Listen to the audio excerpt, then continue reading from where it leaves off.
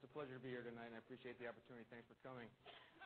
I'm going to talk tonight about focusing action. And the reason I'm going to talk about focusing action is because in so many instances in organizational implementations, et cetera, we get very complicated in terms of the way that we do things. We have processes and communication systems and emails and voicemails and cell phones and beepers and all those kinds of things.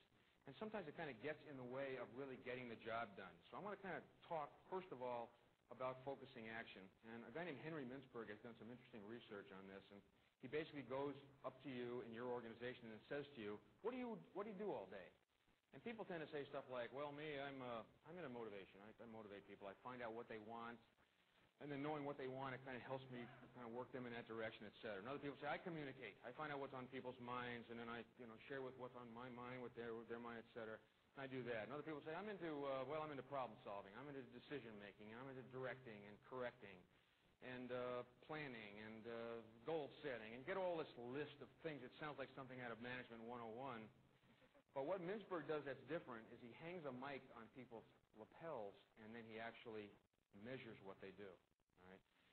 And I'd like you to just think for a moment about what it is that you do for most of the day that you kind of invest in your work, all right, your world of work, and picture what really happens.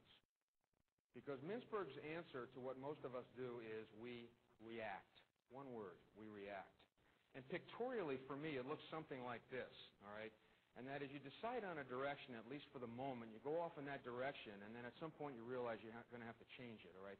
Something happens. You kind of get banged with new information or whatever. And so you kind of walk off in this direction. You think you're going, and all of a sudden, and you get hammered with it. And you kind of go, I better kind of go off in this direction. And you get hammered here, and you go like this, like. And so by the end of the day, you're just sitting at your desk, not even moving, kind of going like this. Or look at people in airline terminals, okay, and on these phones out here in the lobby, and watch them. They're on their phone, and they're just suffering from corporate whiplash. And in that world, we come in with all these answers about paying attention to each other, et cetera, and it's very difficult to do that if you can't really attend to it, if you don't see it. It's very difficult to take action if you don't even see what's going on. And when you're suffering from whiplash, it's very difficult to see the things that are happening around you.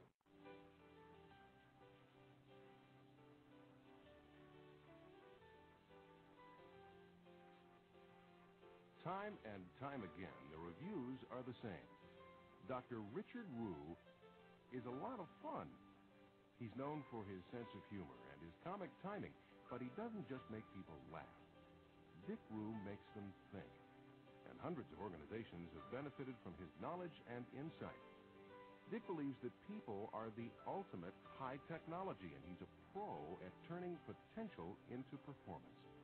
When audiences leave his sessions, they're charged, motivated, and invariably in a good mood. I guess when I think about quality, I start thinking about what really happens in organizations, And so many times it's easy to get stuck into principles of leadership and principles of management and organizational behavior and things like that. And I think that one of the really first things that you have to do is focus on, do people see anything in organizations? And a lot of times I have this sense that people go through life in their companies and organizations just sort of going around with blinders on. And it reminds me of a story that H. Ross Perot likes to tell about when he went from a relatively small organization in electronic data systems, grew it up real big, sold out, and then moved back down to Dallas, Texas to start another company. And he said that when he wound up with a larger organization, his sense of it was that nobody saw anything anymore, and that when they walked through the halls or walked through their offices, you could set little things up and they'd never even notice what it was. And his specific example was a snake in the hallway, okay?